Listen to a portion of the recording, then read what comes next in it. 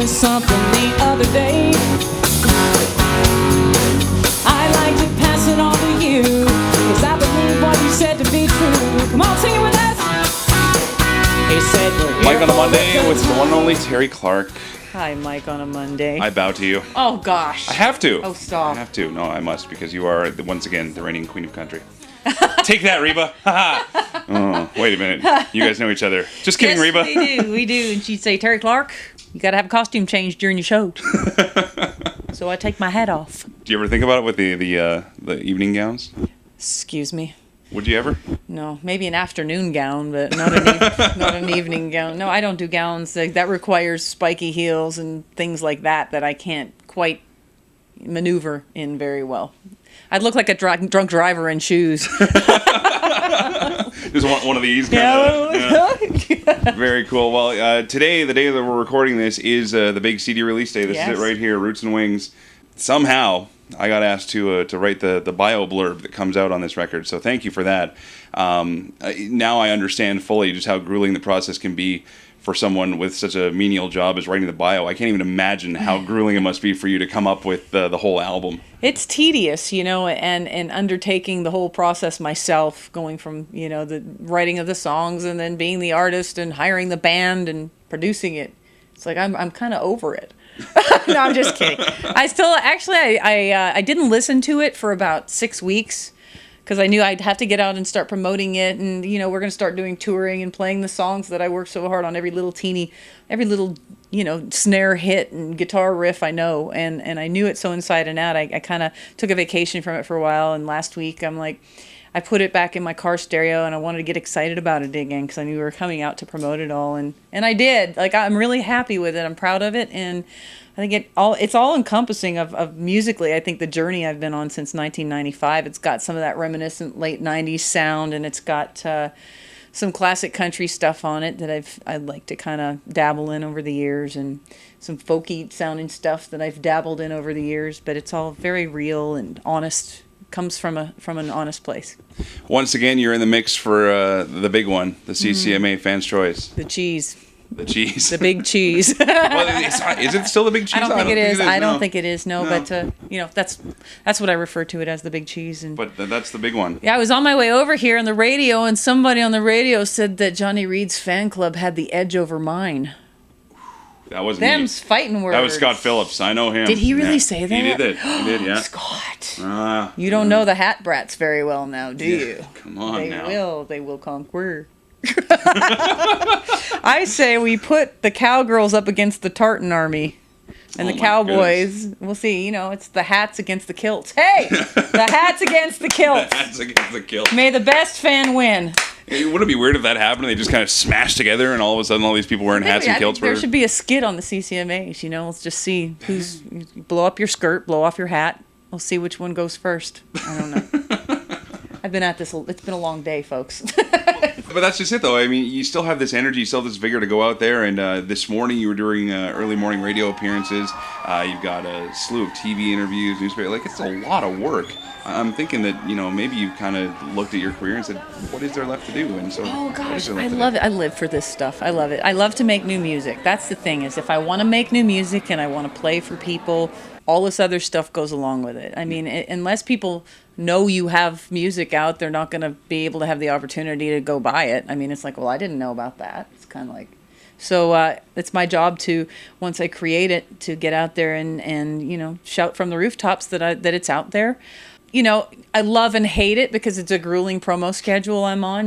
My promo guy will be like, just got one more interview and then you can go and eat. Is there time for food? And I'm like, I hate you and I love you at the same time. But no, it's all for the good. And I think I told you on the phone when we talked a couple weeks ago, I don't know what else I would do with my time or my life. I mean, I'm way too young to go into retirement. And I feel like some of my best music is happening now and still ahead of me. So I'm going to keep going. I agree with you there. Some of your best songs are on this album, and that's not blowing smoke. We have to talk about "Smile," which is okay. If you're up for it, I'm up for it. Okay. I've actually been talking about this song a lot because it's about my mom and I and our relationship. And she passed away from cancer last year, and a lot of people in the industry especially, and the people who've paid attention to my career and my fan base know how close my mom was to me, and vice versa, because she was by my side for a lot of things, you know, at CCMA shows and CMA and ACM shows in the States, and she was really encouraging and really had a lot of faith in me.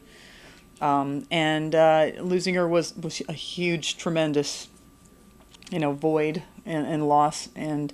But, you know, throughout your life as parent and child, you have to kind of let go during different phases and stages in your life. And from the first day you go to school on the school bus, that was scary. I think I remember that first day rather well. I was, you're seriously sending me out alone? Like, really? What do you mean you're not coming? You know, Yeah. You weren't kidding when you said you were sending me to kindergarten alone. And it's scary, you know. And then I remember when my mom took me to Nashville, her standing at the door saying goodbye, and they were going to drive back to Canada. And I was just like, it was just, it was horrific. The feeling of just, you know, that feeling of abandonment almost. But they have to, you know, you have to make those steps in life to progress. And in the end, I had to let her go, and that's, you know, what and her kids had to let her go, and after she spent so much time letting us go so we could fly and be free, and the wings part of the album title comes in there. So I wrote a song basically about that whole evolution through our life together, and it's called Smile, and it's probably the song that's the most talked about one on the album, because I think so many people have been there and relate to that process. Who hasn't been there? I mean, we've all kind of gone through the same thing at one time or another.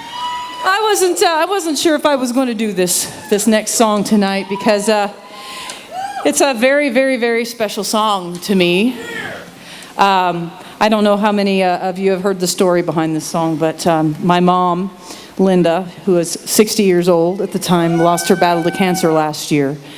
And she and I were extremely close, and she actually lived in Edmonton for about 7 years, and I spent a lot of time coming and spending Christmases with her here, and I don't think we spent a Christmas apart in 40 years until I lost her.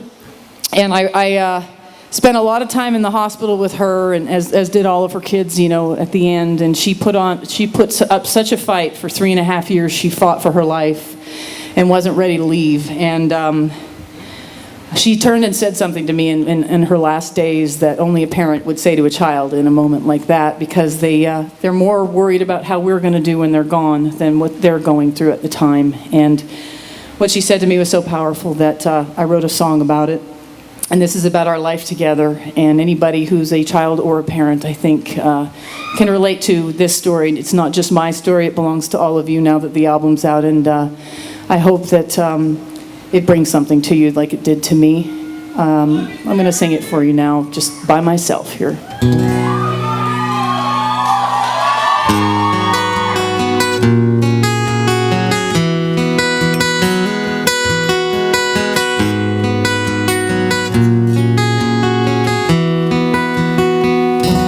She packed my lunch up in a box for my first day of school. I said, I wish you could go with me today. She said, you're gonna be alright, just like I promised you. Just remember, anytime you feel afraid, I want you to smile and know you're not alone. Dry those little eyes, I'll be here when you come home. I'm always in your heart, even when we are apart. It's only for a while, so I want you to smile.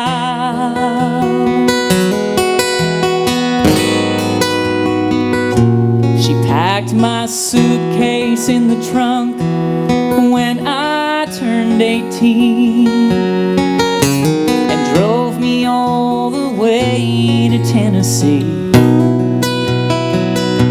She said, I know you're gonna make it, I've got faith in you.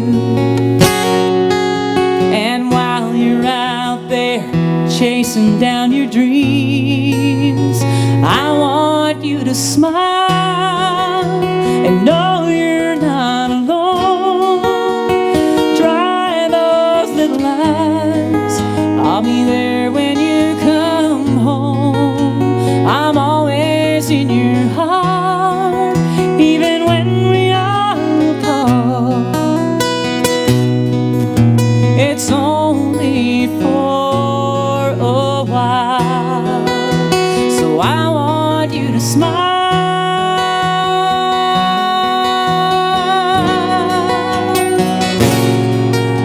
She fought for 3 long years and didn't want to leave. No matter what they told her, she still believed. So she used the tools God gave her, but in the end they couldn't save her. As I sat there by her bed watching her sleep, she must have heard a tear roll down my cheek.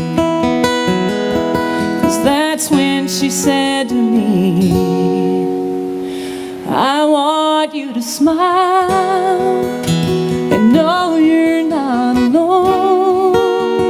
Dry those little eyes, I'll be there when you come home. I'm always in your heart, even when we are apart. It's only for a while. It'll only be a while, so I want you to smile.